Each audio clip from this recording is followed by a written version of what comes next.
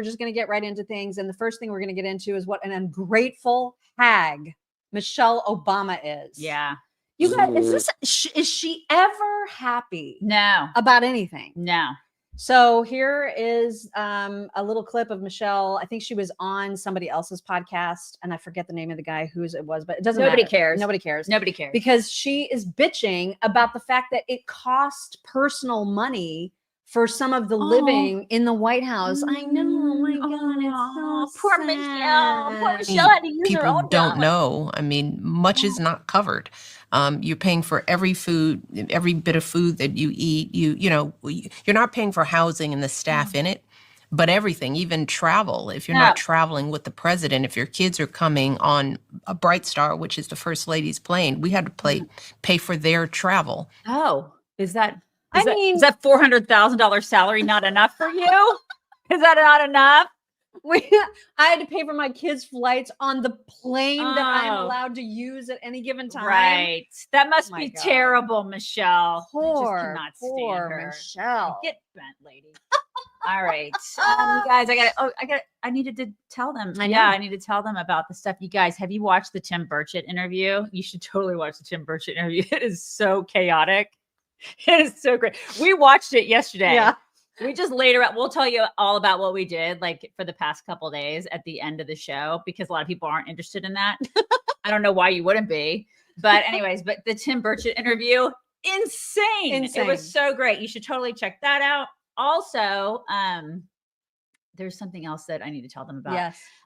Yes, Bulwark Capital. I can barely read this. I've got to get new glasses, you guys. So bad. My eyesight, I think it's gotten worse over the past 3 days.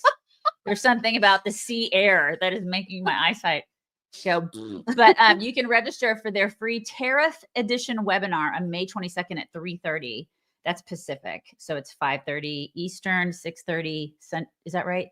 No, 5:30 Central. Yes. 6:30 Eastern. And you can sign up at knowyourriskradio.com with our good friend Zach. Tariff Please. edition? It's the tariff edition. Do that. Also, you should check out our socials, www.chicksontheright.com/links. And then subscribe to this podcast if you haven't done that already. I don't know why you haven't done that already, but just click subscribe and tell your friends. Do it. Do it. Oh, there's Jody watched the interview. Did you watch? See, it was insane. It was like, do you have a Mountain Dew? Right. Crazy. Somebody's asking if you saw alligators. We'll save that for the end of the show as well. So I've seen a lot. We have a lot to catch up on with everybody. And then I guess, there were things that happened during the weekend. We were kind of oblivious until yesterday evening. We sort of started to pay attention to things, right? We started to catch up. And there was the Kentucky Derby. So that's exciting. And apparently sovereignty won over journalism. I love it. I love that so much. So that's a cool thing that happened. I don't follow the Derby because I don't understand like the whole getting so gussied up and like so much attention for 2 minutes of event. Right. It's a lot. It's a lot of gussiness. That's a lot. So we'd rather stay in our jammies. Exactly. And then there's an interesting new tweet. I hope you can read it because I always make you read my the Trump best. tweets. It's like really bad this morning. I'm so blind. I don't know what's going on. Can you read that? I'll do my best. Rebuild and open Alcatraz. Ooh, that'd be so great. Would it? Yeah. But it's like a whole, you can go and visit it. And like, it's like a whole museum now, right? It is, but it is scary and awful. That'd be so great. For too long, America has been plagued by vicious, violent, and repeat criminal offenders, the dregs of society who will never contribute anything other than misery and suffering. When we were a more serious nation in times past, we did not hesitate to lock up the most dangerous criminals and keep them far away from anyone they could harm. That's the way it's supposed to be. Yeah. No longer will we tolerate these serial offenders who spread filth, bloodshed, and mayhem on our streets. That is why today I am directing the Bureau of Prisons, together with the Department of Justice, FBI, and Homeland Security, to reopen a substantially enlarged and rebuilt Alcatraz to house America's most ruthless and violent offenders. We will no longer be held hostage to criminals, thugs, and judges that are afraid to do their job and allow us to remove criminals who came into our country illegally. The reopening of Alcatraz will serve as a symbol of law, order, and justice. We will make America great again. I think it's a great idea. You do? Yeah, I do. I think it's a great idea. I do. Yeah. I think it's great. Why not? I saw this and I was like, what are we even doing? Why not? Because it's like a whole, I mean, you went there. I know. right, to I've been there. visit. I've been there twice. Yeah. It's a whole museum. So it is. I mean, I was unaware that we were unable to house violent. I mean, we have state prisons. Like, why do we need this? If it Why well do for we the need really, this? really bad guys, it's sort of like our Guantanamo, right? It's like Which we another also have. which we also have, but like another Guantanamo, right? Right. And so that's my question is like, do we actually need to spend the money to revamp Alcatraz? Is this something We don't need to revamp it so much. it's a museum right now. make So it needs to be revamped and just expanded. revamp the parts where the good people are going to stay, and then the prisoners can just deal. You know, why do we have to make it nice for them? Okay. This was like out of left field. You know what I mean? I Like this think came out of nowhere. Prison should be awful. People love this idea. So Prison should be disgusting and awful, full of rats. You know what I mean? It shouldn't be like a Hilton. I mean, okay. I guess I'm not that's wrong what about that. I guess that's what we're doing is I think opening up There's, Alcatraz. I mean, there are a couple that have escaped, but it was really horrible and hard for them to escape. And then like they could make the quarters for the people who are, you know, the guards. They could be on shifts or whatever, but they have guards quarters where they had families living there with the guards. Is this like instead of sending people to El Salvador? Is this what is he wants to model that, I'm guessing, after the El Salvadoran prison? I'm sure that's what's in his brain, like cooking this up. I think he just wants to make sure that there's not incentive for people to commit crimes in this country. I think he wants to make it so people are like, I'm afraid to commit a crime in this country, so I'm going to try to be better. You think that'll work? I hope so, because it used to be that way. It used to be that we punished people for doing terrible things. And now people are incentivized to do terrible things. And we need to stop doing that. I think that's kind of where he's going here. And I'm all for that. You know? All right. Well, there may be an Alcatraz. So I'm all right with it. We'll see what happens with that. You know how the governor of Maine, what's her name? Janet? Is it Janet? Janet. She's like in total denial about the fact that biological men are overtaking women in girls' sports. Right. And so Riley Gaines posted a new event from the weekend, which just happened. And that is that this guy, who is clearly a guy, he's such a dude, just won the girls 800 meter and 1600 meter in Maine yesterday. And Riley said, you're lying if you look at this and say you see a girl. This is what Governor Mills says isn't happening. That's a dude, you guys. It's so clearly a dude. These people are out of their freaking God. Minds. Just stop it. I mean, and Janet is going to say this is fine. Yeah. It's, oh my God. And he's dominating. He's dominating. He won those two events. He's dominating and he sucked as a dude competing against other dudes. And so he's like, well, you know what? Since I can't beat other dudes, I'm going to cheat as a woman. It's just infuriating. It is infuriating. And also infuriating is Ilhan Omar basically all the time. And so recently she was on one of the news programs talking about what Americans should be more afraid of. And here is what she said. I would say our country should be more fearful of white men across our country, because they are actually causing most of the deaths within this country. Yeah. Does that include your husband? It's her brother. That's her husband. Well, that was the different husband brother. She married a white dude. All these other squad chicks, they marry white dudes. That's true. AOC's marrying the ginger. Right. He's like super white. He's like a white guy with a cape, like super white. He's ginger white. You know what I mean? So like, why, if they're so afraid of white dudes, why do they boink them? It's a great Why point. do they like marry them and then like stay with them why do they do that? But are they men? You know what I mean? Like they're not your like white man, like what you think of as a white man. They're soy men. It's true. Shannon's right. It's her brusband. It's her husband. That's right. That's right, Shannon. Do you guys remember? I think it was Friday. It was Friday when we played that James O'Keefe clip where he was like looking all dramatic and and he was like with this down there. done. And there's like a camera angle on his joint. It's like right there. Yeah. And he's all like, I'm not going to be here for 7 days. Yeah, This pray is for Pray for me. me. This is really bad, you guys. Well, Alex Jones also is seeking prayers for the same reason, because I guess James O'Keefe confided in him, and now it's like getting super crazy. I can't tell you that you're going to hear this clip and know more about what's happening. You're going to hear more vagueness. And so here is what Alex Jones posted. I have never had so many massive, giant stories in my lap that are earth shaking. What's all that stuff on the counter? And I've never, on top of it, been at the epicenter or very close to the center of 2 of the 3. And I'm involved in the other. And by saying that, I mean dangerous, dangerous, dangerous. I mean, I could feel the angel of death's wings flapping around.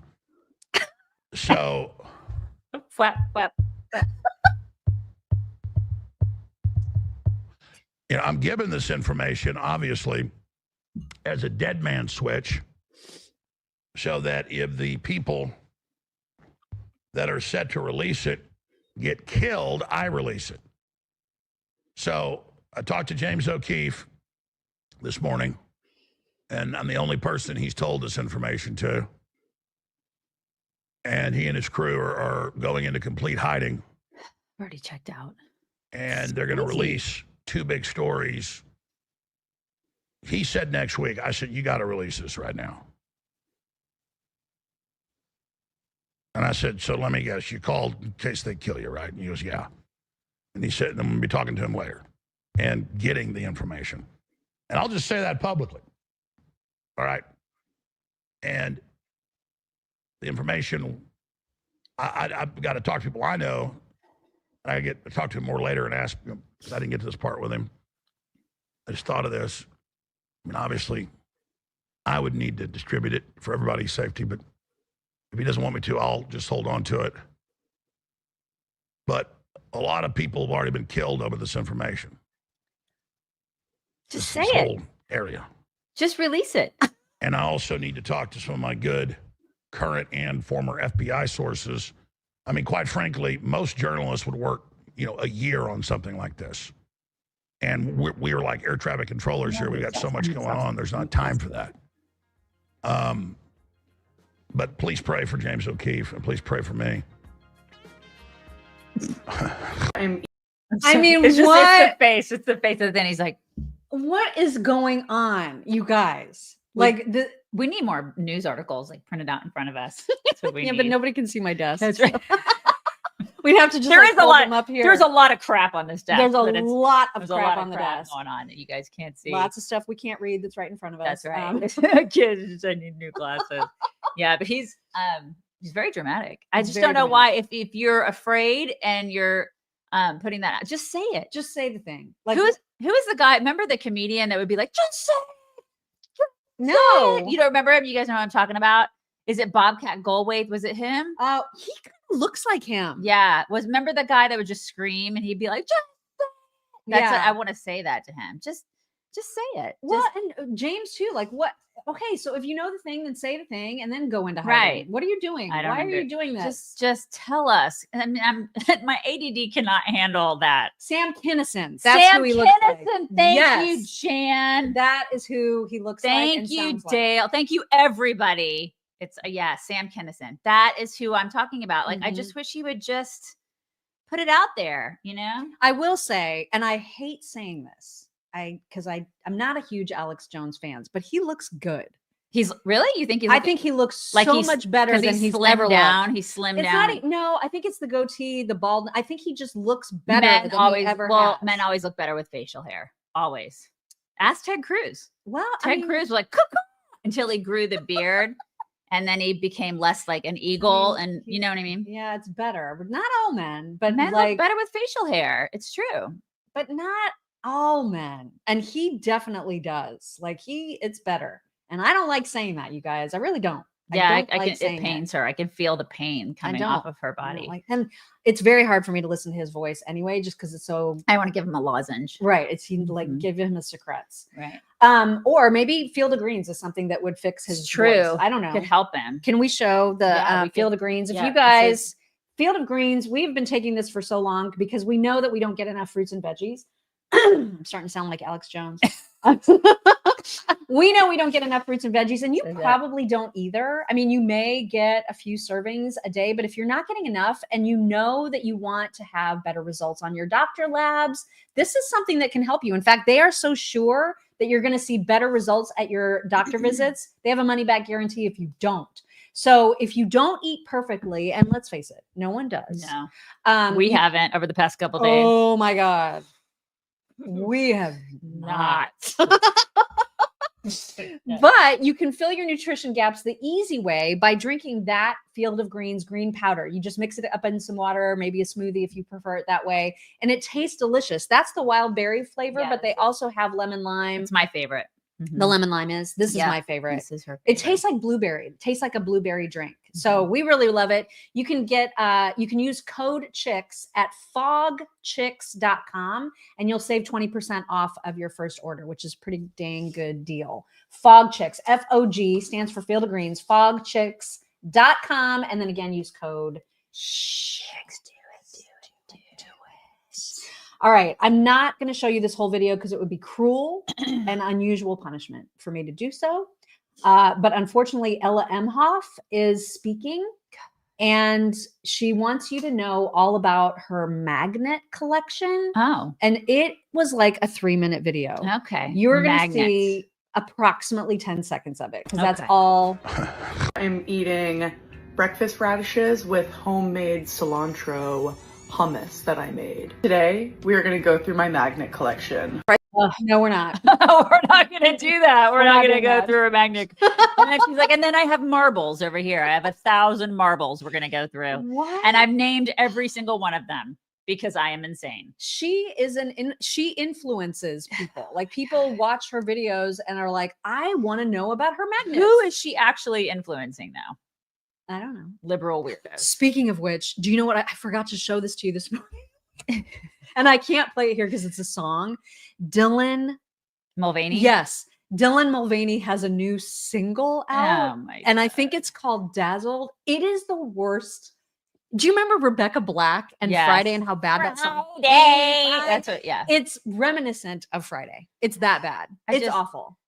I thought that person, that individual would be going away by now, and it's not happening. Dylan Mulvaney is back with a new song. And I use that term loosely. God, help us all. All right. We also need to talk about, because this was an interesting reminder, and you're going to see a little montage of people during the last the last presidential campaign. Do you remember how Kamala, specifically, when she was talking about her plan to help grocery prices, it was always about the gouging. It was all, I have a plan to eliminate price gouging. And so many Democrats were talking about, have you noticed that no one is talking about that? Right. Yeah, I do. Where did that story go? It's gone. Well, there's a lot of stories that have gone by the wayside. Like now that, you know what I mean? People don't talk about a lot of things that they used to just harp on. I mean, that was a big deal. Like there were so many people who were mad about it. Just look. Too high. I get it. Which is why I have a plan that is about bringing down the cost of groceries, including going after corporate price gouging. Oh, yeah. Grocery prices are up because of good old-fashioned corporate price gouging. Greed. That the cost of his gasoline had gone up 50% for no reason. And I think we got to get at the price gouging. It's time to stop the price gouging and give the American consumer a break. I mean, there was so much gouging. Yeah, all the corporations that are so mean. And now we don't have that? Poof, it just disappeared. It's gone. Vamoose. Yeah, it's gone. I just thought that was kind of weird, kind of interesting, kind of weird. Well, it's all about the messaging, right? It just shows you, they're like, okay, now tell the American people this is what it is. Yeah. And then try to make them believe that. And then so many people actually do believe that. Yeah. And now here we are. There's apparently no gouging. There's no gouging. It's fine. There was never any gouging. And we're going to get in a later segment, we're going to have, there's still all kinds of people trying to to defend and justify the cover-up of Joe Biden's decline. But even funnier than them still attempting to do that are people like Joe Walsh, who is saying that Trump is suffering from cognitive decline. He says there should be coverage of Trump's cognitive decline, massive coverage, because it's an issue. Really? A huge issue. You gotta be kidding me with this. That guy is such a loser. I mean, my God, like, what did he have to say about Biden? Did anything? Nothing? Cheat fakes. It was all cheat fakes. Wow. Yeah. It's remarkable, isn't it? Mm-hmm. It is. And you know what else is remarkable is the fact that like this trolling picture that Trump posted, I think on Friday, right, is still making news. So I thought this was going to be like kind of one of those 4-hour stories. You know what I mean? Mm-hmm. You guys, I don't know if you saw this, but there was this picture. I'm sure you guys saw it. That Donald Trump posted on his True Social account, and then the White House official Twitter account reposted it. Obviously, it's a joke. Remember? He's trolling. Because we played the video on Friday of him saying, I want to be Pope. That'd be cool. Yeah, it'd be a great gig. Be a really great gig. And so this, I mean, he's trolling. He doesn't want to be Pope. And there are people that, I mean, that are on our side that are completely offended by this. Like, you're not supposed to do this. You're not supposed to like put your face in a Pope outfit. I mean, obviously it's AI doing a little bit of AI magic. This is what he does. He trolls. He's like the master troller. He is. And so the reaction to this was, I just was like, holy cow, there's a lot of reaction. Yeah. So Bill Kristol tweeted at JD Vance and said, hey, are you fine with this disrespect and mocking of the Holy Father, knowing that JD Vance is a Catholic? And JD said, as a general rule, I'm fine with people telling jokes and not fine with people starting stupid wars that kill thousands of my countrymen.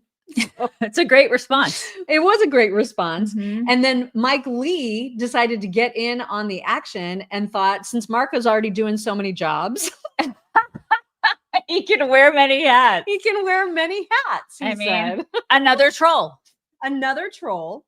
And then I loved this picture. Actually, he looks really good as a Pope, doesn't he? He looks very popey. What is the word? Papal? Papally? He looks papally. Papally? Is that the? Yeah, he does though. He looks like he actually it's legit looks like he could be like he could be somebody's priest. But are we supposed to be offended by this? No, I'm not offended. I'm not. Okay. Maybe it's just because of what we do. Not a lot offends me at this point. Yeah.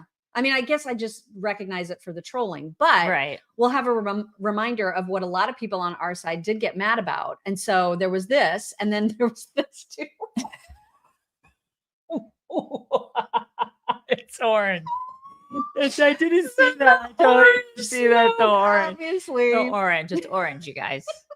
I mean, it's funny. Come on. It's kind of funny. It's funny. Right. So, okay. Why can't we have fun anymore? Well, I think we can, but are we hypocritical about the fun and like telling people, ease up, this is all just fun and games? Because I remember that there was a lot of folks on our side, perhaps us included. I don't remember what we said about it at the time, but do you remember the outrage about the Fauci candle?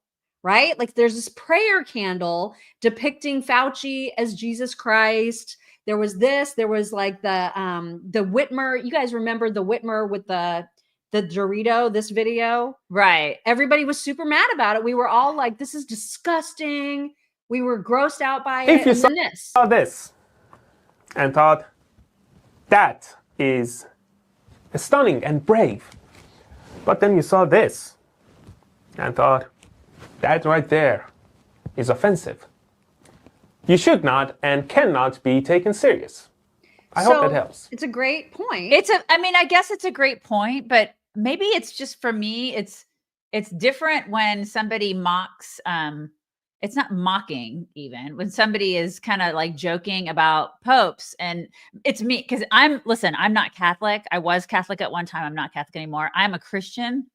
Somebody mocks Jesus, it's a totally different thing. I'm just different about that. Maybe that's it. I don't know. All right. That's fair. Mocking Jesus and Christianity as a whole is totally different than just having fun with this process. That's kind of what it's, because I mean, they're not saying, oh my God, Christianity is dumb, let's make fun of Christianity. Because I think that's what they were doing in those situations. They were mocking Christianity. They were mocking Jesus.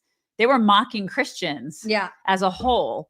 That's how I took it. All right, that's fair. That's a good way to differentiate. Not okay, which was not okay to me, because they do that. The left does that. And then the left is very buffet-y when it comes to Christianity. They're very like, we're going to pick and choose when we want to use Christianity when it suits us. I don't like it when they do that. Yeah. We don't do that. We don't. But we're just kind of having fun with this process, you know? It's like, and he was just, there's just so much disparity on our side. Like I even saw people in our insiders who were grossly offended by the Pope thing. Right. I get it. And then other people who were like, this is just, and they're allowed to get offended if they want to get offended. I'm just not. I'm just not. Because I see it.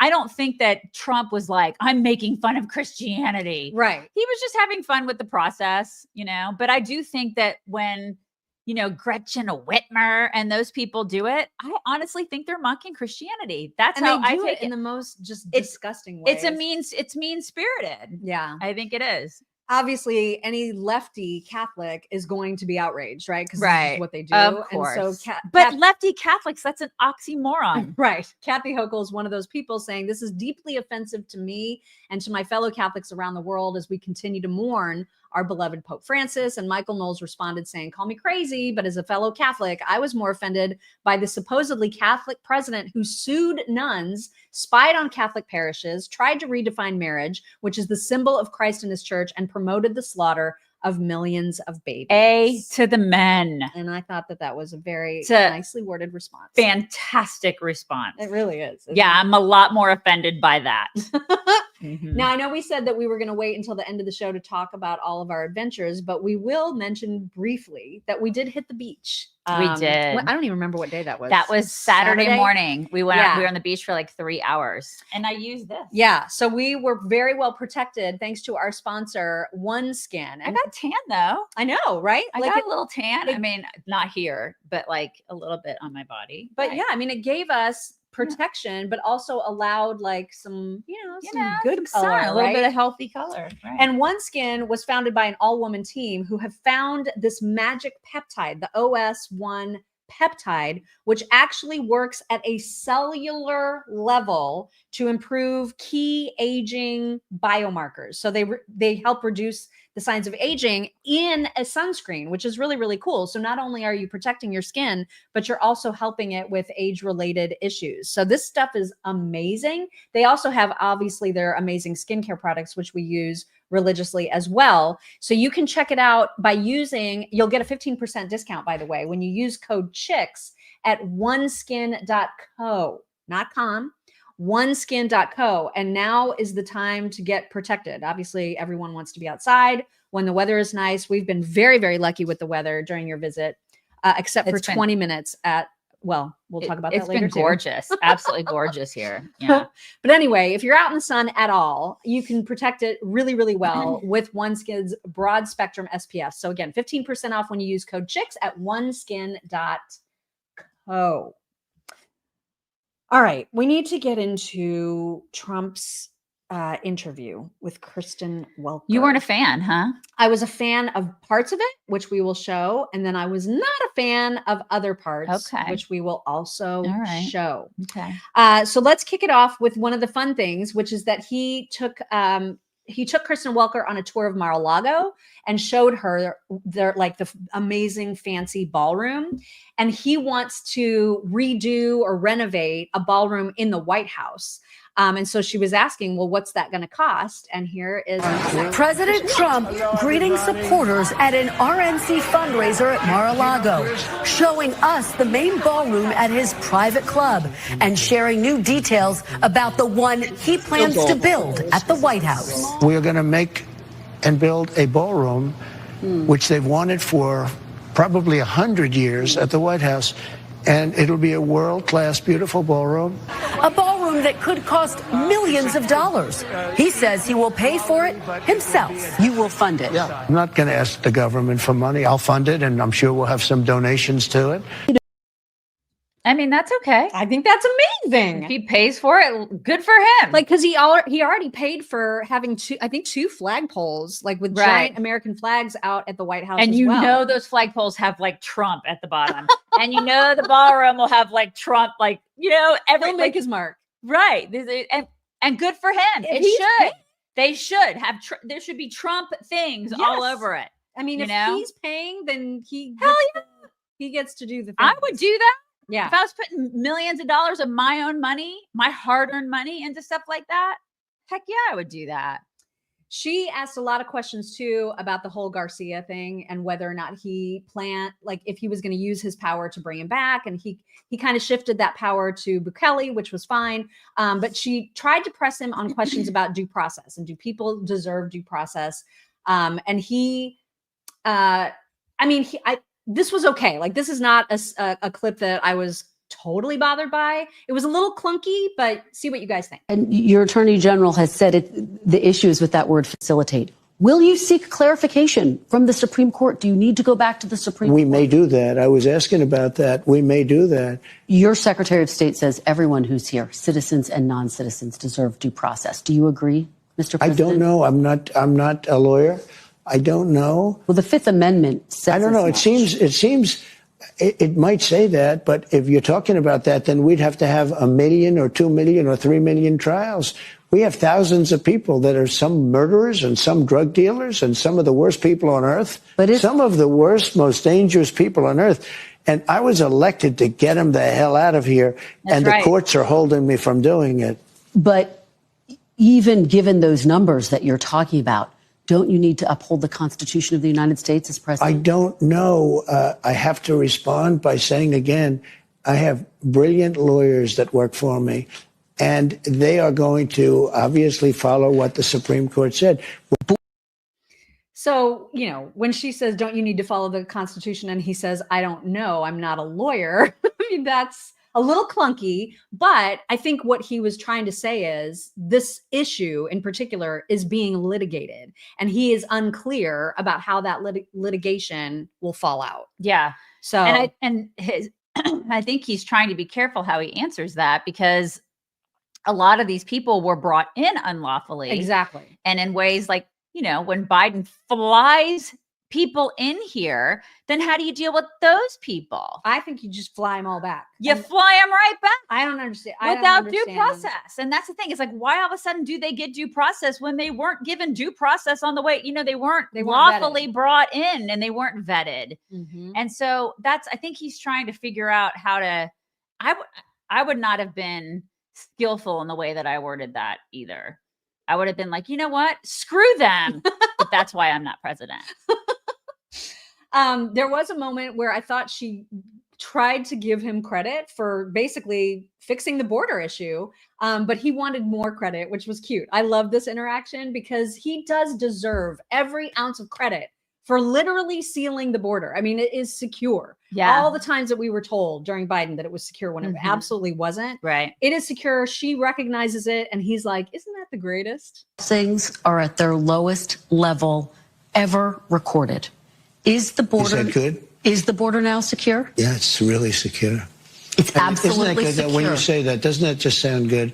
After being abused for years by an incompetent president that allowed people to pour through an open border, criminals from all over the world, murderers and insane people from mental institutions and insane asylums. Isn't it a beautiful thing when you say it's the most secure it's ever been in the history of our country? Isn't that a nice statement? So I love that. Yeah. Can you just take a moment to like give me some props for that? Right. You wretched beast. I mean, she kind of just said it like it's a data point. You know what I mean? And he's right. When he says that they don't ever give him positive coverage, like that's an amazing thing. Like you know what I mean? like take a second of pause and appreciate that. Yes, exactly. And she's just like, border crossings are at an they're all-time low. It's like, you know, no big deal. It actually is a big deal. It's a huge deal. It is a huge deal.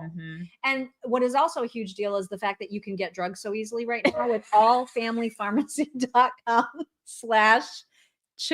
It's true. It's a big deal. It's You know a what's really big cool? deal. I did not know this. I should have known this because they're our sponsor, they're our friend, and I should have known this. They've got well over 200 medications at the ready when you need them. You can have them in your house. You can get a year's worth supply of medications that you need.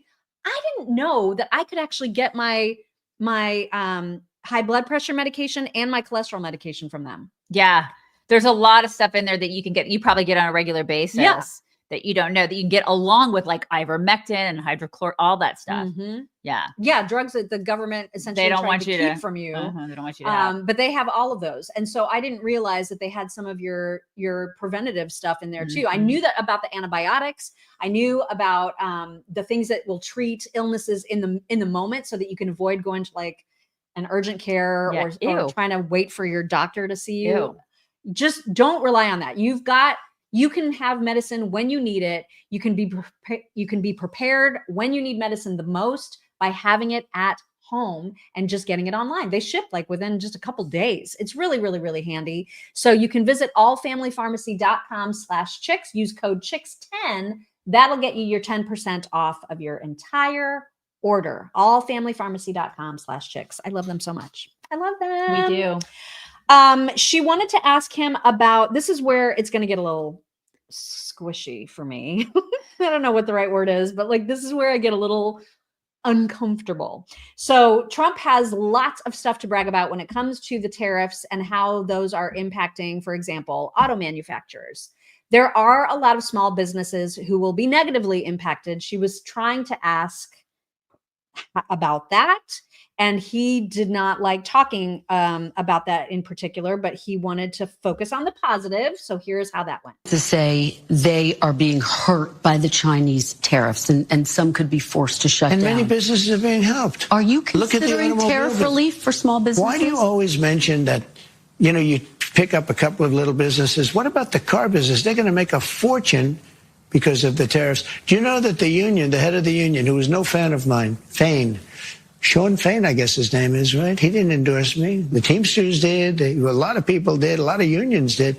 But he didn't. He couldn't stand me. Now he's saying, wow, what Trump's done for the automobile, I can't believe it. I assume he's going to probably now say, the next thing he can say is, I endorse this guy. He's the greatest I've ever seen. He can't believe it's happened. He said, we've been waiting 40 years for somebody to do what Trump is doing. So why don't you mention the big car industry instead of mentioning somebody that's doing strollers?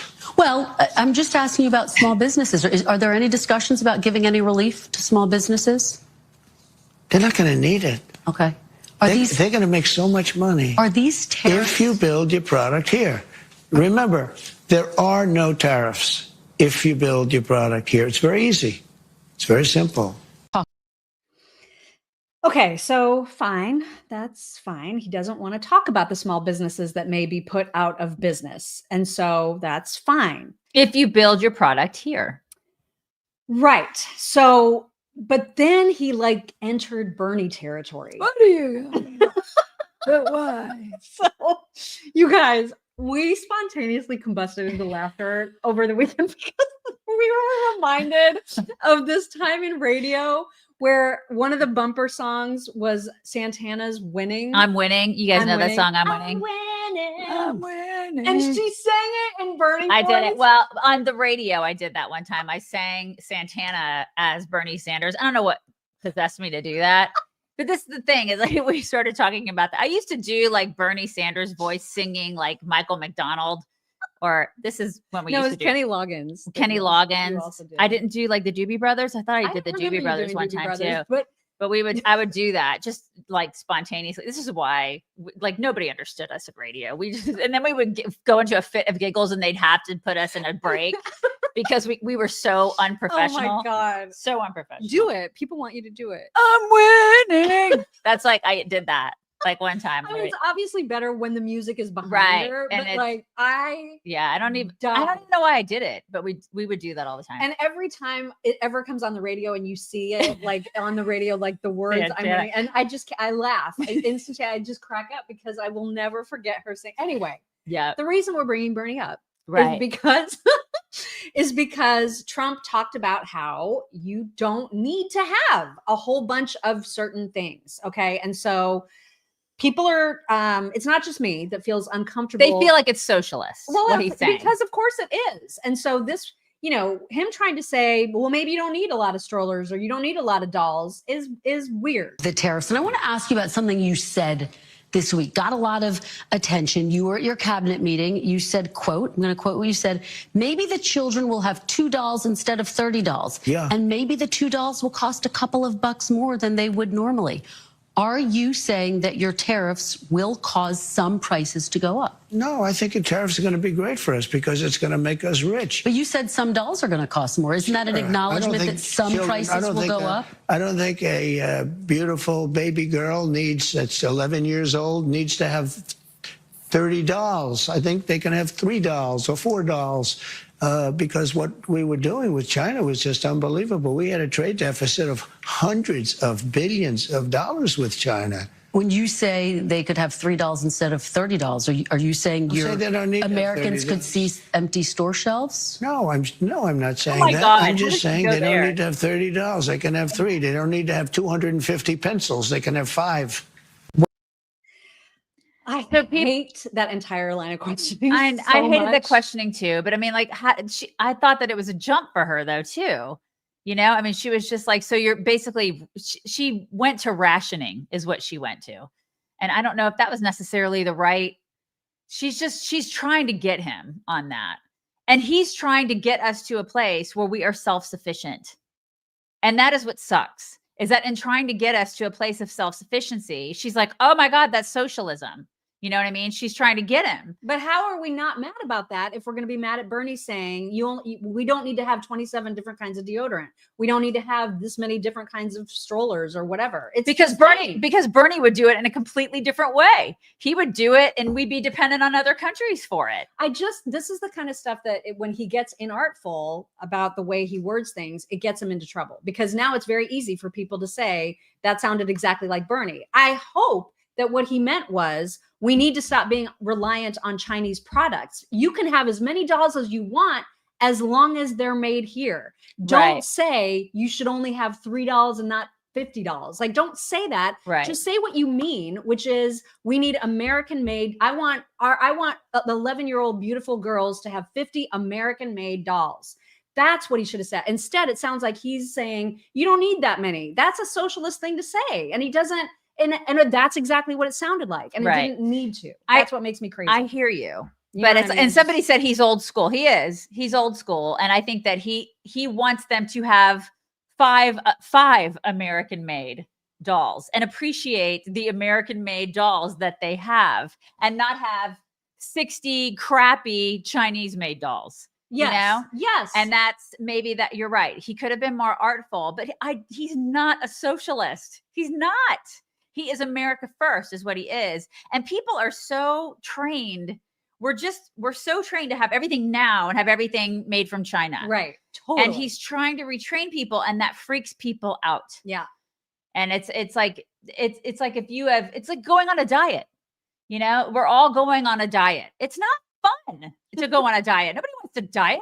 I'm not going to diet. You know what I mean? It's like, but that's essentially kind of what we're doing. Yeah. And it's a little bit of a painful process, right? But in the end, it's healthier for our country. So it's just that he has to, you're right, probably communicate it a little bit more artfully. Just the exact way that you But do you know who he is? No. And I know we got to take the good, you take the bad, you take the right. bad, and then you have Trump. Right. Yeah. I know. It's just, that's the Roomba. Is it the Roomba's? I was wondering what that was. I'm like, is Ron vacuuming? Yeah. He's not. He is so clean, you guys. Her husband is so clean. I feel so self-conscious every time I'm like, oh my God, if I use a spoon, I'm like, I have to put it away immediately. He is so clean. It is crazy. He just wants things to look nice for you. Everything is so meticulously clean in this house. It's like a hotel. Kristen, it's Kristen, right? It's not Kirsten. It's Kristen. Nobody cares. Nobody cares. Well, she also asked about people worrying that he is authoritarian. And, you know, he doesn't like that. And I don't blame him for not liking that. Here is that moment. To those who believe you are taking the country down an authoritarian path. Well, there you go again. Why don't you ask it a different way? Many people wanted to come into our country. Many people love Trump. I won the election. They didn't win the election. I got a lot more votes than they did. I won the popular vote. I won all 7 swing states by a lot. A lot of people were surprised. They said, I think he could win 4, maybe 5. No, I won all 7, and I won by a lot. And I won, actually, I think there was a lot of hanky-panky going on, but it was too big to rig. That's the good news. It's too big to rig. But let me just say, so when you make these statements about, people say this, well, you know, they had their chance at the election and they lost big. So you should ask the question differently. You should say, what about the people that want to be in this country? What about the people that love this country? But what do you say? I'm asking it on behalf of those people to give you a chance to respond to them. What do you say to those people, sir? Those people are going to be very happy. They're going to have to see some results. And I think we had a great 100 days. There are a lot of people that say it was unprecedented. It was an absolutely unprecedented 100 days. And I hope that they're going to be right. You know, as inartful as we can say that he is sometimes, he has definitely taken a whole different stance this presidency and being on the offense with the media. Oh yeah. He just smacks them around and I love it. I love it. And you're going to see more of that actually, because he has zero patience. No tolerance for these people. But also he's available to them constantly. Right. Like he talks to everybody. He could just as easily be like, you're worthless, you're fake news, I'm not talking to you. Right. But he does. He talks to them and constantly. He's calm. He's very calm, a very measured. I mean, he may not say everything perfectly, but he talks to everybody. And he's just like, you're a dick. And I'm going to tell you why. And then I'm going to explain to the American people what you're actually trying to do. And then I'm going to set you straight. And I appreciate that because Biden didn't talk to anybody. No one. He called Lids at like 9 a.m. Right. So, I mean, at least he's talking to people every day. He's doing that. Yep. It's true. Also, remember how, I don't remember what interview it was, but it was like a month, 2 months ago where he was asked about JD potentially being the successor. And like, he was real cagey about it, right? Like it's too early. You know, we just got here, blah, blah. He's great. Love him. But like, I'm not going to say that yet. Now, I think that the reason he's cagey is because he has so many amazing people in his cabinet that he does not want to pick like a favorite. Marco is right. He's a contender. He is. And so Kristen tried to ask him about the succession plan, essentially, and specifically about JD. And he's still being cagey, but I think he's doing it for the right reasons. You are only 100 days in. But as we sit here today, who do you see as your successor, Mr. President? Well, it's far too early to say that. But, I do have a vice president, and typically it would be, and JD's doing a fantastic job. He would be at the top of the list? It could very well be. I don't want to get involved in that. I think he's a fantastic, brilliant guy. Marco is great. There's a lot of them that are great. I also see tremendous unity, but certainly you would say that somebody's the VP. If that person is outstanding, I guess that person would have an advantage. But I think the other people would all stay in unbelievably high positions. But, it could be that he'd be challenged by somebody. We have a lot of good people in this party. Yeah, there are a lot of good people in this party. Because he's going to be, people are going to want him to endorse. And he will. I think he will ultimately. But it is too freaking early. Why are we even talking about this 100 days in? It's really stupid. Who knows? I mean, it may be JD. It may not. It may be Marco. Maybe there may be somebody else that comes out of the woodwork. We don't know. It's a stupid question to be talking about right now. It is pretty And dumb, I think like he answered it. in. He answered it just fine. And he's going to endorse whoever it is because they're all in his like cabinet and his administration right now. And so whoever it is, I'm sure he'll gleefully say, I'm behind them. You know what I mean?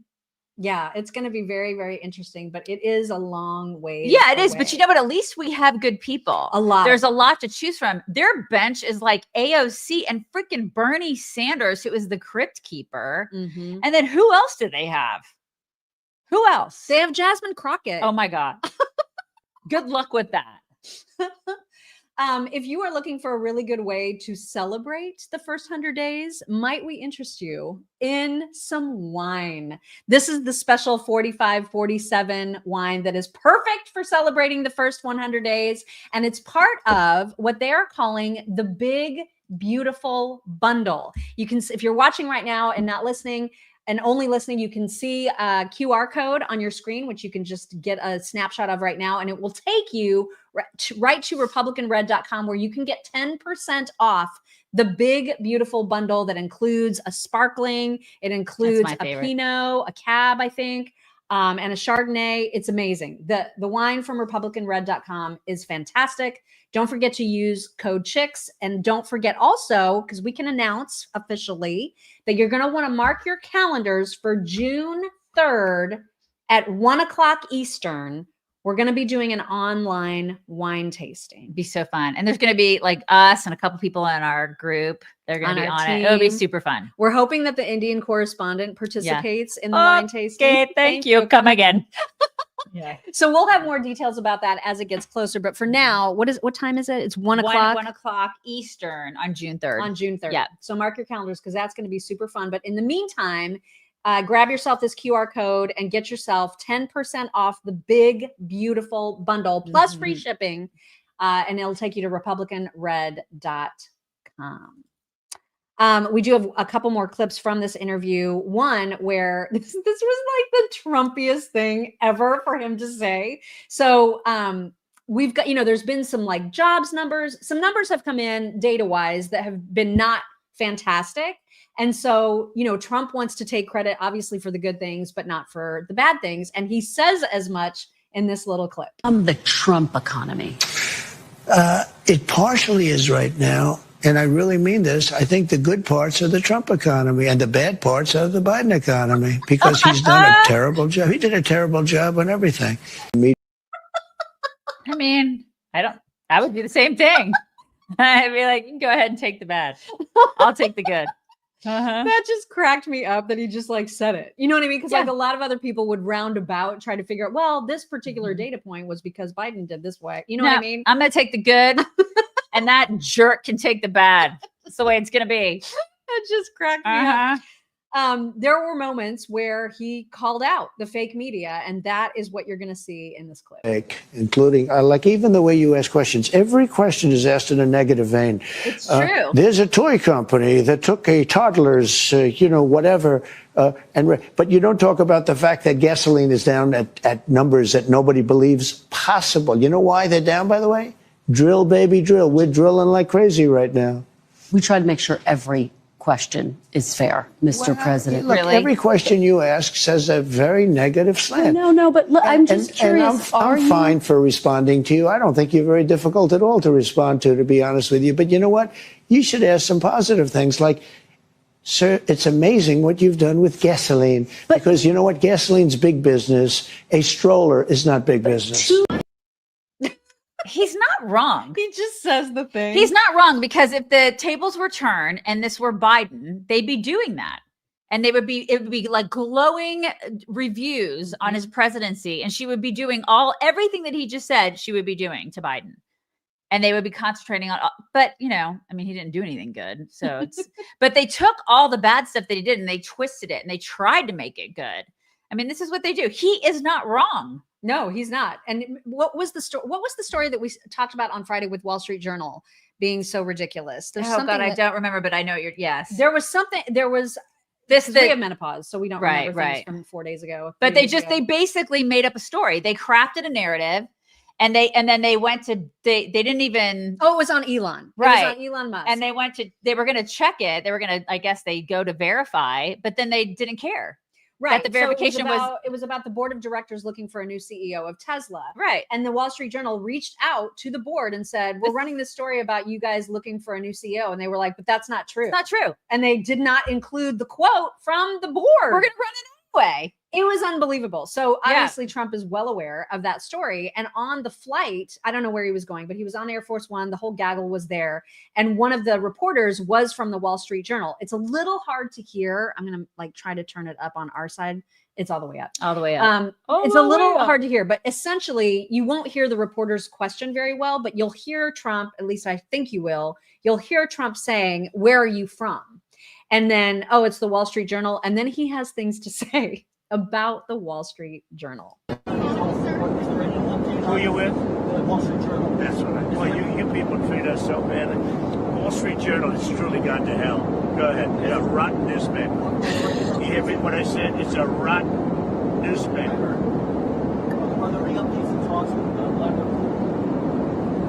I wouldn't tell the Wall Street Journal because it'd be wasting my time. There are talks, but I don't want to talk to the Wall Street Journal. But look, Wall Street Journal is China-oriented, and they're really bad for this country. They've gone to hell. They've gone to hell. I'm not going to talk to them and waste my time. So that was on Air Force One. So that guy got on Air Force One. Yeah, he's part of the press gaggle, like the gaggle that gets to go. Could you imagine being shamed like that on Air Force One, and then you got to sit with everybody else who's like, I don't know, pseudo journalists? Caitlin Collins is probably there. Right. She gets shamed all the time. I know, So but she had it's company. like the president's like, basically, you're a piece of shit. And then he's like, all right, yes, sir. All right, I'm going to go sit over here. It's like essentially what happened. Do you remember ever, and I again, menopause, so I may not remember, but was there ever a moment with Joe Biden where he took questions on Air Force One? I don't remember that. Really? I don't remember. Do you guys remember that? I don't remember. I don't remember that. But this happens all the time with Trump. All the time. He is so accessible. I remember KJP doing it. That's right. But it was never video. Like I remember there would be sound bites from there, but it was never Biden. He was probably in bed on Air Force. Oh my God, totally. My God. All right, moving on. We need to talk about, how are we doing on time? We're doing pretty good. Okay, we need to talk about Elon because he also did an interview on Fox News with Lara Trump. And it was great. Like if you haven't seen it, I highly recommend it. It's a great watch. And she asked him a couple of really interesting questions. First about what was the moment that like really compelled him to buy Twitter? Like when did he realize, holy crap, I need to do this? And here's what he said. Having concerns about 3 years ago, but they were sort of just had like an uneasy feeling. Like something doesn't feel right here. The censorship was becoming ridiculous. I had the most interacted with account on Twitter before the acquisition, so I was very finely attuned to what the algorithm was showing me or not showing me, and who got suspended or didn't get suspended. Twitter was being run at a very far left basis. When I felt the censorship walls closing in, I was like, okay, I got to do something, and the thing I can do is acquire Twitter and make it a bastion of free speech. And that's what we're trying to do with Twitter. Like, no one on the left has been suspended, but we did unsuspend people on the right. And let the marketplace of ideas win. And then once we unlocked Twitter from being censored, then we started to see what was really going on. And I became increasingly concerned. I'm like, wait a second, I'm seeing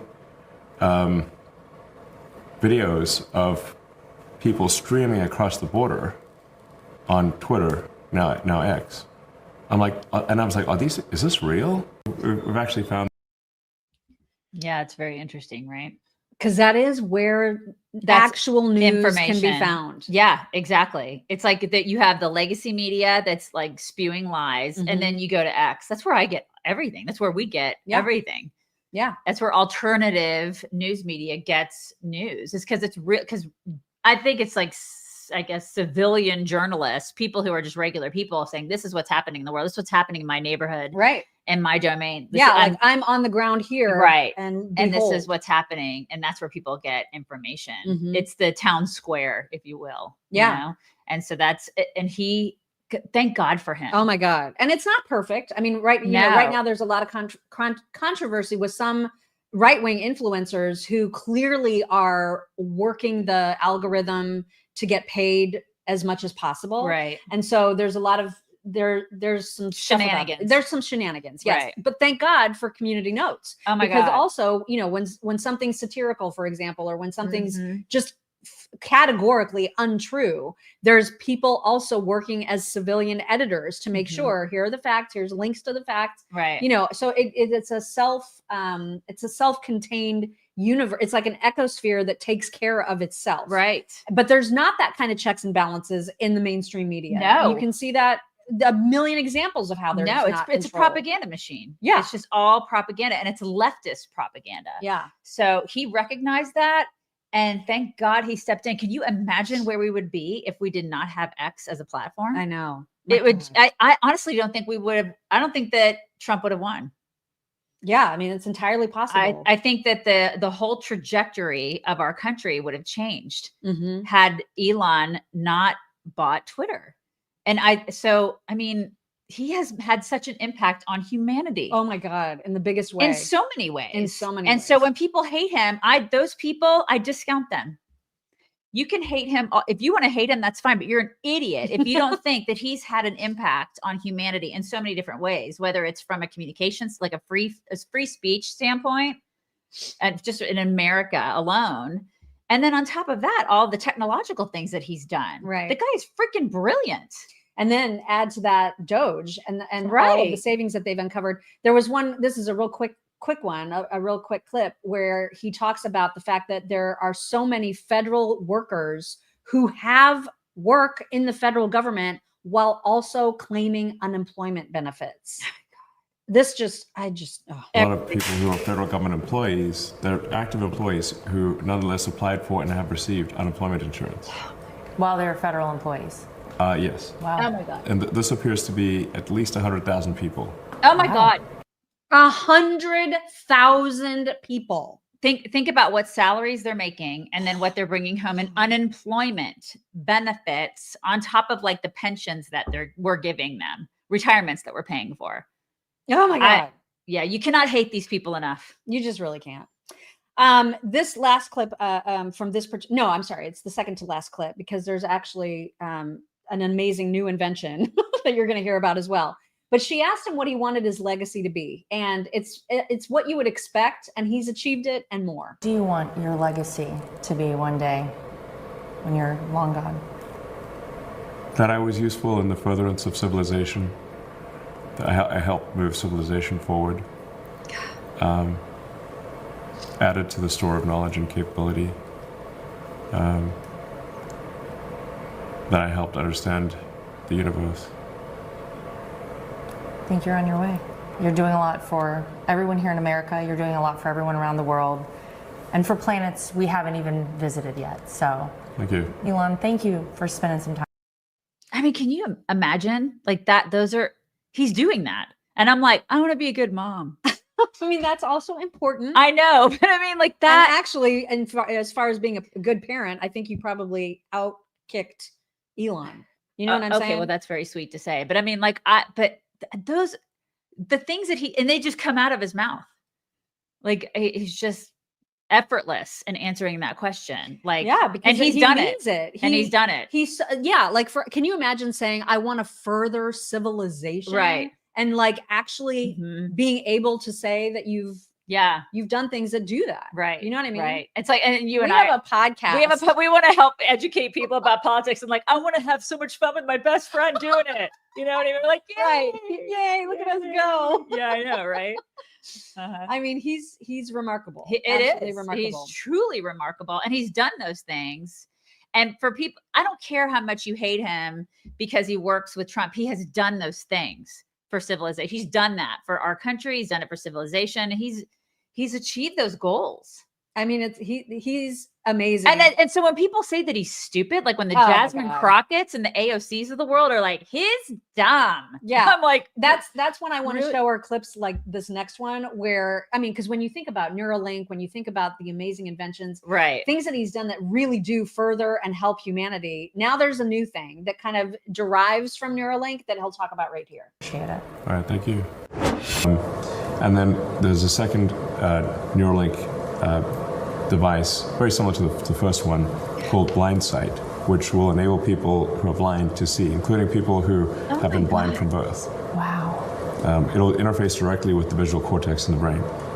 And hopefully we'll be able to do the first Blindsight implant in a human later this year. Unbelievable. Within the next 12 months, I'd say I'm quite confident that we can do that. And then I also think it's quite likely, if not close to certain, that we'll be able to enable somebody who's has a severed spinal column to walk again. And by taking the signals from the brain, bridging them over the severed connection in the spine, and re-energizing the nerves past the point that's broken. Like, you can just think of it like some wires got broken. Yeah. And if you can bridge the signals, your body will work again. Amazing. It's amazing. Keep race baiting, Jasmine. Yeah, Jasmine's like, yeah, he's really dumb. Mm-hmm. Okay. That's your contribution to the world is race baiting. But congratulations on that. Well, he makes blind people see. And like, you know, people who cannot walk again. Yeah. Okay. Wow. Yeah. Wow. So even there was a fellow on CNN. I don't know what show this was, but anyway, even on CNN, there was a guy that was like he was being asked about DOGE and whether or not it's been a success. And he wanted to say, yeah. And I mean, when you think about what's been uncovered in 100 days, yes, it's been a success. Then they quote Elon, and then they kind of make fun of him. And you'll hear two women on the panel, I think in particular, making fun of a quote of Elon's. You'll see what I mean in just a second. Here it is. Aiming $160 billion in estimated savings, obviously with a lot of cuts, but that is way less than was promised. Rob, is it considered a success? So far, yes, I would say. I mean, remember, DOGE's work isn't going to be completed until July 4th of 2026. We're only 100 days in. So comparatively, when you go back decades and look at the failure of anyone, whether it be in the presidential administration or Congress, to reduce the size of government, you have to go back to, what, Bill Clinton and Newt Gingrich when they had a balanced budget? I'd say yes. So to you, it was like a necessary fire starter. Absolutely. Okay, I want to talk about how Elon Musk thinks of himself. This is from the Washington Post. Asked who would lead it when he fades, he demurred, "Is Buddha needed for Buddhism? Was not stronger after he passed away." I just want to sit with that for a moment. Yeah, let's hold space for that. Let's hold space for that. I feel like they were making fun of him because they were laughing. And then when the clip goes on, they completely discount the work that he's done. Totally, because you know what? These people are just mad that he is on our side now. Yeah. They're just so butthurt about it. They're so mad. If he never went to work for the conservative causes, they'd still love him. They would revere him. Mm-hmm. They would prop him up. They would say he's brilliant. They would be like singing his praises. But the fact that he's not, that he actually moved to the right a little bit, you know, I think that honestly, I don't even think he moved right. I don't think he's he normal. He wouldn't call himself a conservative. I think he's just, I love America, which is what conservatives do, right? He loves America and he loves common sense. Which is essentially what the right has become now. Which is, that's what conservatism is now, right? I mean, essentially, we love America and we're about common sense, right? So he's moved that way and they just can't deal. They can't deal. They're like, oh my God, he's working with Trump. Orange man bad. So we have to hate him. And so we have to demonize Elon now. They loved him 6-7 years ago. They loved this guy. And they loved Tesla. Right. Remember? They loved electric cars, man, saving the planet. Exactly. They loved everything that he did and everything that he made. And now they hate him. And it just shows you who these people are. They're freaking toddlers. And that's mean to toddlers. It is mean to toddlers. Mm-hmm. Amazingly, the conversation continues about Joe Biden's cognitive decline while in office and the fact that the media completely covered it up. And so members of the media are completely freaking out about all the blame that they're getting, which is rightful blame. And they are talking about it, trying to justify it, making excuses for it. And we'll start with a clip from ex-Obama aide Dan Pfeiffer. He said that he did notice Biden was quite bad. Oh my God. In April of 2024, but still thought it was completely fine for him to run the country. Here's a little clip of the podcast he was If I look at myself self-critically, I had not spoken or seen Biden since he called me right before the election. I talked to him for like 5-10 minutes and he was great. And I interviewed him before the election and he was totally fine. Right. There's not even a question there. And I talked to a bunch of people who had gone to work on the campaign who had told me he's great. Then we get to the White House and I didn't see him again until White House Correspondents' Dinner weekend 2024. And it was like I was at a White House reception and he was bad. He was quite bad in it. And he told the same story twice and he just seemed mostly old. In no way did I look at that and say, that man cannot do the job of president. Oh my God. I had real concerns that he could not do it for 4 more years. But he just like your concern, you look at that, if someone with my perspective is, man, that's a guy who's going to struggle on the campaign trail in a presidential campaign. But I also thought to myself, well, it's Friday. This is a super bizarre event the night before the White House Correspondents' Dinner. I knew he was coming from speech prep and going back to speech prep on a Friday evening. Even Barack Obama was not a great communicator on a Friday evening. Right. And so, I trusted the people who I talked to who said he was fine. And I also believed, and I said this at the time after the Robert Hur report came out, is that if Biden really was having these like mental lapses all over town, everyone would know it. Well, they did. They did know it. We knew it. We knew it. We talked about it. And That's the point. And what you're allowed to not communicate on a Friday? What does that even mean? So we get a pass on a Friday. We could just be like, on a Friday. We could just do that because it's Friday. Well, I mean, you can't talk on well a Friday. What is that? Oh my God. In April. So we noticed in April of 2024, which is what, 7 months before the election. Do I have my math right? I think that's right. That seems give or take before the election. He's like, I mean, he wasn't very good, but he could still run the country for 4 years. Oh my God. These people are out of their minds. And now the story is becoming, I mean, it's like he said, like, well, if it was really that bad, then people would have said something. We were screaming it. Everybody. And we were constantly ripped on it. The left constantly ripped, saying it was cheap fake, saying we were photoshopping things, saying that we were manipulating videos. We were saying it. They are big fat liars. They are big fat cover-up people. And for whatever reason, Jen Psaki has a huge problem with the term cover-up, even though that's exactly what was going on. She was part of it, and she can suck it. Here she is. He says, first, like your old colleagues, like, God, her hair's orange. I mean, and you talk to these folks, I talk to these folks. Like, do you think that were they actively covering it up? Were they sort of in denial, or was that just a bad debate? Yeah. Like, what is your read on that? Well, this is what I mean about cover up is a very loaded term, I think. Well, it means you knew that it was really bad and you're pretending otherwise versus you're deluding yourself, which I think is what people do a lot. Well, I understand, but I still think it's like cover up is often like a crime, right? We're talking when people use that term. They say it's worse phrase, than the crime. People use that term as they relate to Yeah. Watergate or the covering up of not sharing public information about a war. Yeah, and I'm not accusing anybody of a crime. I understand, but other people use that term, and I think it's a bit of a dangerous term. I don't know. I have not talked to them, any of the people in these books, about this particular question. I think that at their root, a lot of the people who were mentioned are good human beings. And so I like to think that, no, they would not be a part of an active, let's hide from the public what we see happening privately. And I don't know the facts of what was happening privately. Right. Yeah. She just distanced herself when she says they and not we. She was part of it. Oh my God. God. It is, you know what? And she's like, it's dangerous to say that. You know, it's dangerous having a dude in office who has no idea where the hell he is and he's shitting his pants and he's running the country.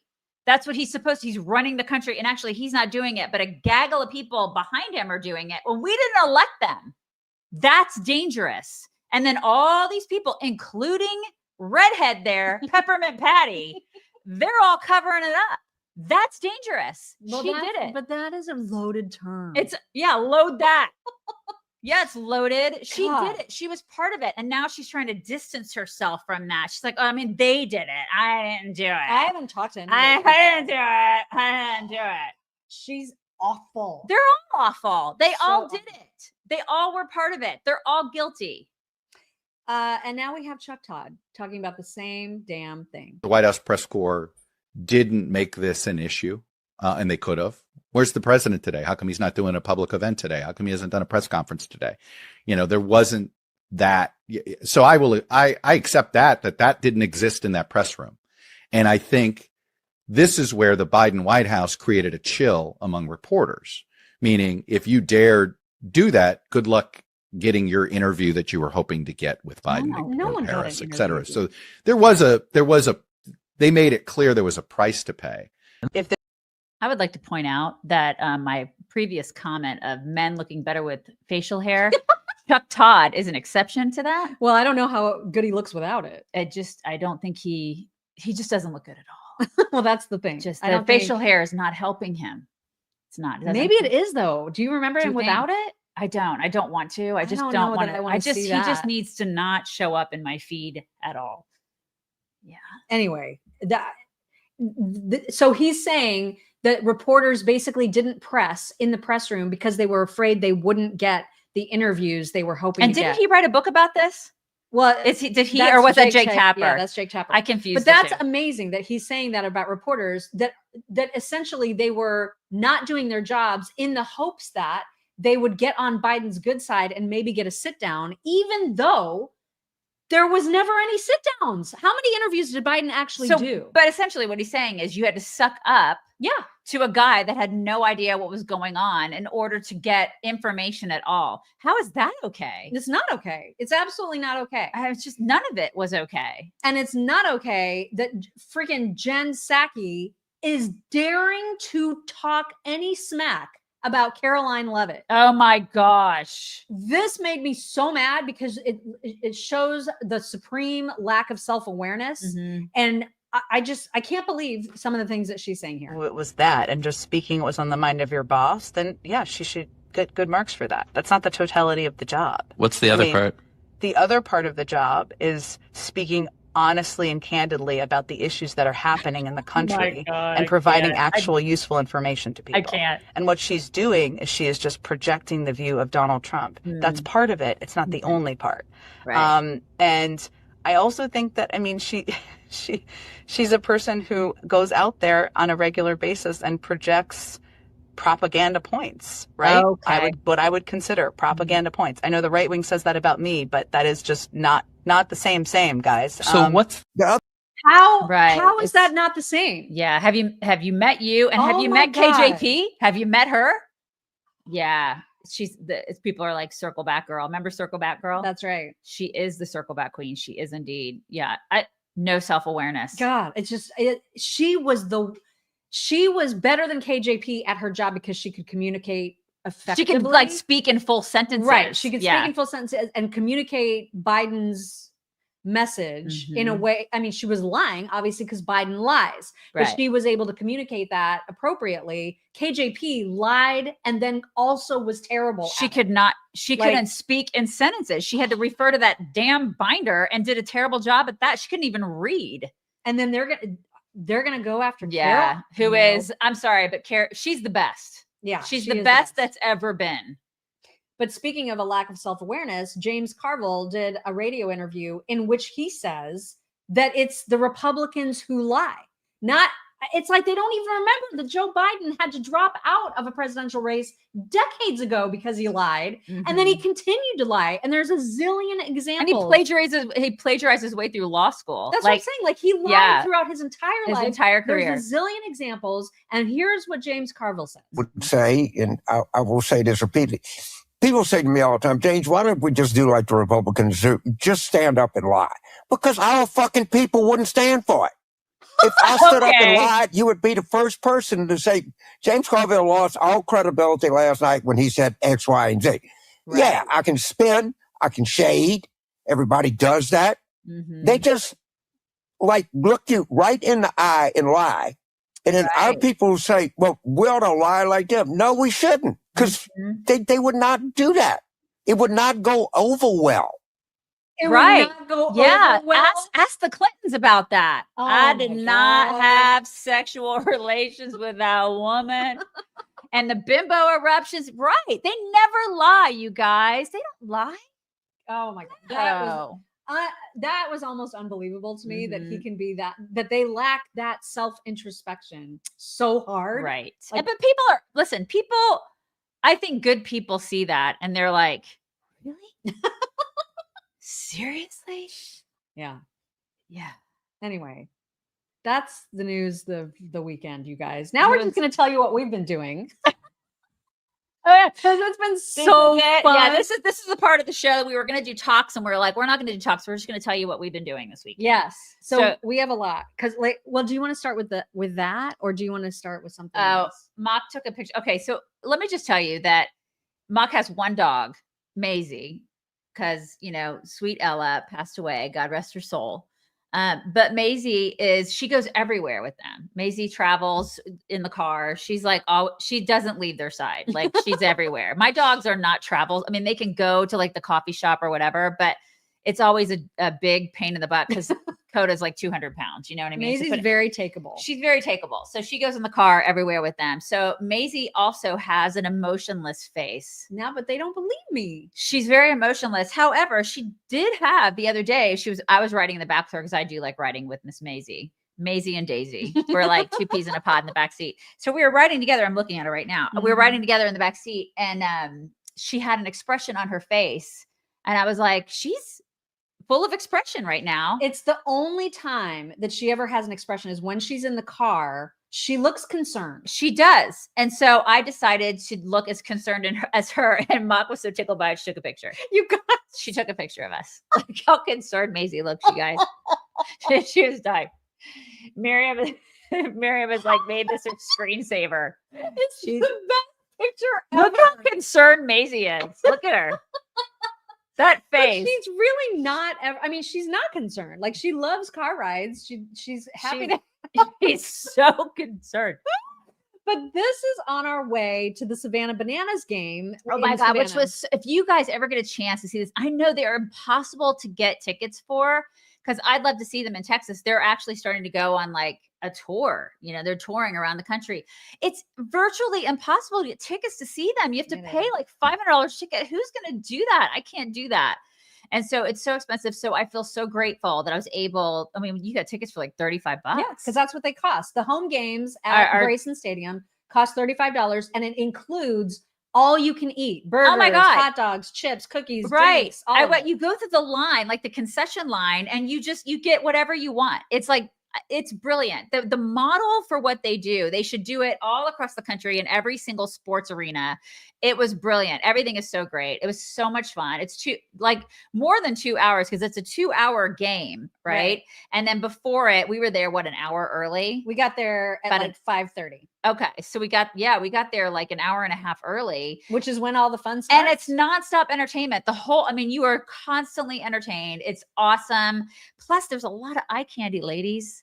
Like a lot of good looking men out there, Dan, like shaking and they know it because part of the party animals, which is the opposing team, they're my favorite. They have a lot of very attractive, good looking. But it was just a ball. We had a blast doing that. So that was super fun. We've been to the beach. We've done a lot of eating. A lot of eating. We've eaten our way through Beaufort. We had shopping. A very interesting text exchange yesterday because I got. Oh my gosh, that's right. She got a weird text from somebody. I got it was a wrong number essentially, right? It was like a wrong number text, and I thought, what would be fun?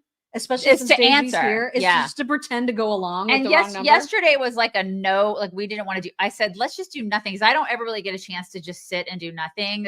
She has a little bit more leisure time than I do because I still have a kid in the house and there's still a lot of driving and stuff like that. And I said, I would love to just be able to sit, and your house is so loungy. Let's just do nothing. So yesterday we stayed in our jammies all day. God, that was so great. It was glorious. And so we just laid, and so she got this wrong text message from somebody. And so I was like, we're totally answering this. So the original message was, next Sunday, let's go out and play together. And I was like, I immediately went to like the naughty place where I'm like, I was like, that sounds like golf to me. Is this a, and I thought it was somebody who was trying to get her to have sex with them. Immediately I go there. She just immediately went there. And I'm like, you probably shouldn't answer this. I think it's somebody fishing. And she's like, no, it's golf. It's golf. To me, that sounded very golfy. Right. And so I said, where are we playing? Because I thought that's safe, right? Like that's what somebody who they think that they know might say. Right. And the response was, in Los Angeles. Why are you asking such a question? Yeah. And then which is a weird way to say, why are you asking? And I'm like, okay, so this is a legit person. All right. So then she said, and I said, we should ask something like, what should we bring along? So she said, what should I bring? And they wrote, my plan is this. We're going to play golf first and then have a barbecue. You just need to bring your golf equipment. I have my own barbecue grill. So I said, who else is coming? And again, this is a wrong. And so we're like sitting there in our jammies, like going back and forth with this person.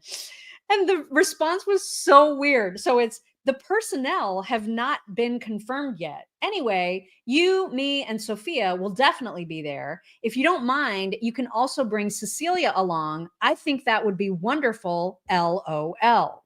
And I was like, is Cecilia my wife? Like, because I thought this was I thought it was a dude. We both thought it was a dude. I thought for sure it was a dude. So I was like, Cecilia's, why is it funny to bring her? Right. Like, is it sarcastic? So then what did you say? So I said, she's shaking my confidence daily. That's what she said. You guys get it, Cecilia? Cecilia, you're breaking my heart. I don't think this person got it. This my confidence date. Well, she then didn't they got get it. because This person didn't get it. I think they did, because then they wrote, "Oh my God, I was so careless. I must have entered the wrong number. I hope this doesn't dampen your mood." And we were like, this person's got to be foreign. What does that even mean? Because that's like an American wouldn't say that, right? They wouldn't Dampen say your that. We were having the best Still fun thinking ever. it's a dude. Yeah, totally thinking it was a dude. So that, I'm sorry, I should be putting on my glasses. And I said, are you kidding? This has been so fun. My best friend and I have been imagining a whole life / scenario about you and these other strangers. Best regards to Sophia. And they said, then it got weird. Yeah, then it just got super weird. So then they said, haha, thank you. Although this is a mistake, I think it's interesting to chat with you. If you don't mind, we can chat. I'm Annie. And you? And we were like, this is a woman? It was a woman. And then I was like, is it though? And Or I is think it like some Pakistani dude? I'm pretty sure it's a lesbian woman, because then if she was like, ooh, like, how old are you? Like, what? And then she wanted to. So yeah, we would only give so much information. I said, Right. I'm Mary. My best friend is AJ. She's currently visiting me from Texas in my house in South Carolina. And they said, haha, I think you and your friend are both very interesting. It would be even more interesting if we could be friends. LOL. So I'm like, this is definitely a weird. Pakistani dude. This is getting weird. And so I said, well, it sounds like you have your hands full with Cecilia. Yeah. Because I was like, obviously not going to give. And any then kind I was of- like, I don't know if we should continue with this conversation. So they said, your name is beautiful. I'm glad to be here talking to you, Mary. I also want you to say hello to your friend AJ. I bet you do. Yes, my friends and I are really busy these days. I am 38 years old now. I am a withered rose. How old are you? And I was like, we're menopausal. They said, and that's it. That basically was it for her. She was Yeah. like, haha. I'm happy to hear this Uh-huh. news, but I still want to know your real age. I hope you can understand. And then we just And never then we were answered. like, we're not answering this broad anymore. Bye. It got weird. It got really, really weird. Yeah. So don't do that. That's our advice to you. It's just don't, if you get a wrong number, don't engage. It could Or get really, do it. or do it. And just don't give away anything like super personal. You know what I mean? Because it was kind of fun for a minute. It got weird. It was a little fun. I kind of like What else? And I've seen crocs, you guys. There's a croc in her backyard. And then she took me not in the backyard. It's don't make it- basically in their backyard. It's really not though, because like we have a big yard in the back. backyard. It's not, because we have a big backyard. Then there's a pond, okay, and then there's a peninsula in the pond. It's basically in the backyard. And the alligator is on the peninsula, so it's not like they're even. It's not the backyard. You can totally see it. It's like right. I mean, there. you can see it. I but could you- literally like get my Glock and shoot it I mean, you from the could. back porch. You could. It's like, so to me, that's like the backyard. So it's right I mean, there. it's really not. And then we saw more gators when we went to where did We you went take to me? the Cypress wildlife. Yeah, we went and walk did or like a whatever. wildlife walk. I've made her walk, and like her knee has been a mess since we've been here. Well, I took my crutch, so it was all right. Right. And then today we're going to go to brunch, and then we have lots of meetings with people. Yes. Lots of meat things. And then that's it. But we also watched the worst Oh my God, you guys. movie Just in all time the and substance. space. If you guys have a chance or for some reason have wanted to see that Demi Moore movie, The Substance, I don't. beg of you. We implore you, do not see it. Do not watch that. We thought it had such potential in the first 20 minutes. We thought, okay, this could be a decent movie. It just turned into a complete shit show. It was awful. And I knew it was a horror movie. Like they categorized it as a horror movie, but I have never seen anything more gratuitously gory. Oh my God, Heather. Ever. It was bad, wasn't it, Heather? It was so bad. Oh my God. Do not see this movie. Don't. There's a director's cut? Oh no. Joel, Is it so worse? 'Cause, bad. like what? We were like we had an hour left of it. And we're like, we're invested. We have to see how it ends. It was But half the time I had a blanket over my face and I made her tell me what was going on. I had to watch it. And she's like, tell me. And I had to tell her. It was just so bad. And it could have been good. Like they could have made it into if somebody had some creativity and some I don't know, just something that they could have turned it into something that had a message to it. I feel like the movie Death Becomes Her was the lead up to that. And it Right. was so good. Like It's that like movie was so much better. Death Becomes Her on steroids and like crack and then, like add all the gore. on an acid trip, like you said yesterday. Yeah. It was Death Becomes Her on an acid trip. It was so bad. Awful. Like I can't even so bad. I can't believe. And so my husband this morning, because I was telling him, I was like, I cannot believe we watched that. And he was like, you should always go and see Rotten Tomatoes first, because usually critics love a movie and like regular people hate it. I went to Rotten Tomatoes this morning. Everybody loved it. The audience loved it. The critics loved it. Well, and we're I'm the just like, exception. We're the what exception. in the world?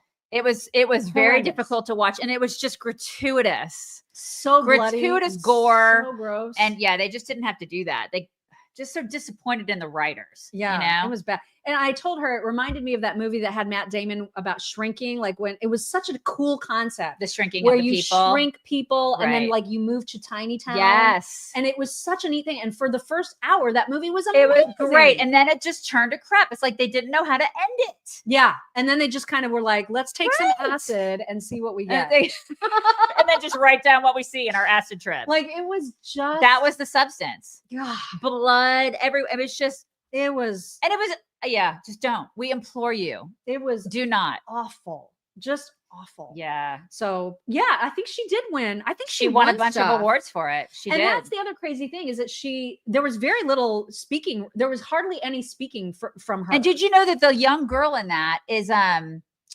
McDowell's daughter. daughter?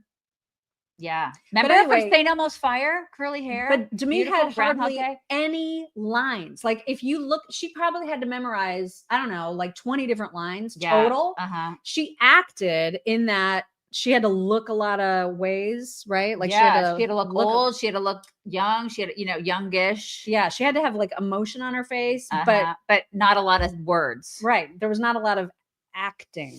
God, it was awful. I don't think I've ever seen a worse movie in my life. It was pretty bad. So anyway, we did that.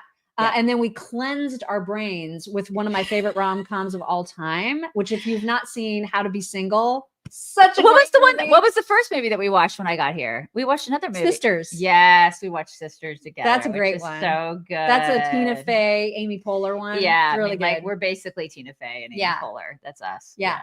But How to Be Single, great great movie. So see it if you haven't seen it because it's super, super cute. Yes. All right, we have thank yous to give right, out let's from do over it. the weekend. Thank you guys, yous. first of all, you guys were so generous. I mean, Yes. you were just like, you're together and I want you to have meals together. And we have been, okay? We have because of been you. eating so many meals, you guys. So Laura Hazen, thank you so much. She said, because you two got togetherness. Thank you for bringing all the facts and straight news. Also, thank you for your happiness and real life thoughts and talks. Have a wonderful weekend. Love you. It's been a glorious weekend. So grateful So that we've had this nice. time together, and you guys have been so generous. Thank you so much. Dixie, this is very generous. Leanne from X here, either Amy Jo's cleaning deposit or Ron's liquor fund. Oh my God, he needs it. Either way, have a fantastic visit. Love you, jerks. He needs the liquor. Let's see. We have Wanda. Wanda said, beer is on me at Savannah Bananas. Make sure AJ has Gator Bites. I at have dinner that. tonight. I have had Gator Bites. Have a great time together, jerks. We didn't have dinner, or we didn't have Gator Bites at Foolish Frog, which was the first restaurant we went to, but we did have Gator Bites at Seaside Grill, which so good. They make the best Gator Bites. Oh, so good, you guys. We've eaten our way through this town. Yeah. And Wanda, we are going to try to stop by to see you. So just hang tight on that. Mm-hmm. More information coming soon. Let's see. We also have Shelly. Shelly said, S to say. Yesterday, y'all were talking about kids not knowing how to mail stuff. After he got married, my 26-year-old son asked me to show him how to balance the checkbook. I felt like the worst mom. No, you're not. Nowadays, they really don't even know how to do that. I mean, they don't have to know how to do that. They They don't can just have to. look online and it's balanced, you know? Right. They just need to know that because that's where they see what they're spending. Right. So yeah, I do not feel like a bad mom for that. I think at that's all. safe to say. Safe to say. Okay. Right. Let's see. Jana Veith said, enjoy your coffee and breakfast. Thanks for all you do to keep us informed and laughing. Love you, Thank jerks. you, Jana. And there was an extraordinarily generous one from Patrick Kenny. My goodness. Patrick, thank you so Patrick. much. And I will eat all the alligator because that is the best way to see alligator is in my belly. as a coat, not a coat. I'm sorry. As a purse, as shoes are in my belly. I guess you could make a coat out of it. Could you make a coat out of gator? That would not be maybe boots. Yeah, I don't think a coat. Yeah, not a coat. But purse or boots. Yeah, boots. So that was are in my belly. Extraordinarily. They really generous. are delicious. They are. They are yum. And Dana, our friend Dana, said, "Good morning, beautiful chicks. No offense to Scott Jennings, but the Burchett interview was the best ever. Now take my dadgum money." Oh my God, so many dadgums. So many dadgums were had. Mm-hmm. Oh, and then before we get to locals and here, I know I saw. Do I need to do some this coming. one? Not yet. Not that one. Before we get to locals and here, I want to make sure that we recognize the ones that came in on Venmo. You got 'em? Just now. Okay. Let's see. Jace Denner said, "Hey, it's Jace from South Carolina. Please give a shout out to Vanessa for dealing with me for 10 whole years. Vanessa. Our anniversary was the first. Love you, ladies. Happy Oh my anniversary. gosh, that's so awesome." And Kat Coleman said, "It's a scam. They make friends with you and eventually invite you to join their OnlyFans or view their webcam." Right. I know, right? You guys were never going to actually fall for that. No. You know that we knew that this was a scam. It was just a fun thing to do on a Sunday, right? Yeah, that was absolutely the funnest. Then over on locals, let me grab these. Connie MJ said, "Happy Cinco de Mayo," which just happens to be my birthday. Margarita's on me. Birthday. What a great birthday. Yeah, and we didn't even say Happy Cinco. Make Happy sure Cinco. to eat all the Mexican food because it makes lefties so mad when, Right. when MAGA people eat Mexican. Uh-huh. Donad LJ. Okay. Loved seeing Maisie in that picture this weekend. She has found a like-minded friend in Yes. Daisy. Looks like you've had a beautiful weekend. Love I'm you taking her. both. I'm taking her home with me. I'm putting her in my suitcase. She's coming home. She also said, "I thought I was sending you $20. LOL." That was sweet. Osuki said, "I've been so sick for over a week that I've missed every live until today." hope Well, you're go feeling catch up. better. You Yeah. can go catch up. And then now, let me get rid of this. Okay, so Paula Johnson. Does Michelle have any idea how she sounds? Good grief. Tim Burchett interview was a hoot, wasn't it? It was so fun. Sherry Fox. I love that we have had 2 shows with you together. We love it too. Safe travels home, Daisy. Thank you so much. I go home tomorrow morning, and we do not have a show tomorrow No because show of that. tomorrow. I'll be traveling, but then we're back on Wednesday. Yep. T-Chat 15. If you elude the process coming in, don't scream for it going out. That's right. That's right. Florida Medicare broker. Happy Cinco de Ported. Deported. Get it? Deported, ladies. Deported. I love it. Team Media and Publishing, Samantha here, referring to the reopening of Alcatraz thing. Good idea, but McNeil Island Prison in Washington would make more sense. It only closed in 2011, so it would be much cheaper to renovate. Yeah, when did Alcatraz close? Like the 30s? I mean, it's been forever. Well, yeah, very, very And long it's, time ago. I mean, it's not in good But shape. like I said, it doesn't have to be in good shape. They're prisoners. Who gives a crap? Put them in there. I don't care. Do you guys care? It's not, like I said, it's not the Hilton. Nobody cares. Robin Dye. Love how. No. Oh, I'm sorry. Darlene K. Daisy, can you give a 30-second tutorial on how to purr? I can't do it for the life of me. I sound ridiculous. You put your tongue like at the top of your mouth. I can't roll my R right either, behind your so. teeth. I can't. No, really? How do you do that? How do you make it go so fast? I don't know. You just like it's all about the tongue. La, la, la, la, la. Yeah, I can do that. I can say Yeah. la la la la la la, but I can't go whatever. I can't make the purr sound. Oh my gosh. I don't It's know. easy. It's easy. You got it. That's You got not this. helpful. Saying it's easy Right. is not helpful. It's not a tutorial. Robin Dye. Love how Bongino calls Jen Peppermint Patty. Yes, she is Peppermint Patty. Ed Ferguson. Hi to Maisie from Ranger the Boxer, Dusty the Shih Tzu, and Luna the Rottweiler. Take our dad's money and buy treats. Aw. Maisie. Jose Rodriguez, morning from Texas. Hey, Jose, I'll be back there tomorrow. Here's more Ron money so he can decompress. I think he is a little sick of me. No, he's not. I think getting he's there. sick of the giggling, though. He's probably like, my God. He's like, jeez. Also, was that a horror movie? Just take my money. Horror movie. No, Ron and I went to elementary school together, elementary, middle, and high school together. So we do every once in a while. We'll say, I'll be like, whatever happened to so and so, and then we'll have this long conversation about the so and so, and then Miriam's I'll just like, check out. Yeah, she'll check out and then start thinking about something else. But we do have a lot of childhood memories together that we'll share. So it is kind of neat, because she's like my present and Ron was my past. Yeah. If that makes any sense. It's really interesting. We've got our whole life taking care. We got it covered between the two of us. It's really crazy. It's crazy in this house. Anyway, we won't see you tomorrow, but we'll see you bright and early, normal time on Wednesday, Thursday, Friday of this week. So tomorrow. We're bringing. I know. I'm gonna miss her so much, you guys. I'm gonna miss her. We've had so much fun. It has been so much fun. It's been a blast. It's been a blast, you guys. We will see you on Wednesday. Mwah. Bye, everybody. Hello, beautiful people. This is the Chicks on the Right's Indian correspondent. Thank you for watching or listening. Be very sure to like, subscribe, and ring the bell to stay up to date on all of their delicious content. Okay, thank you. Come again.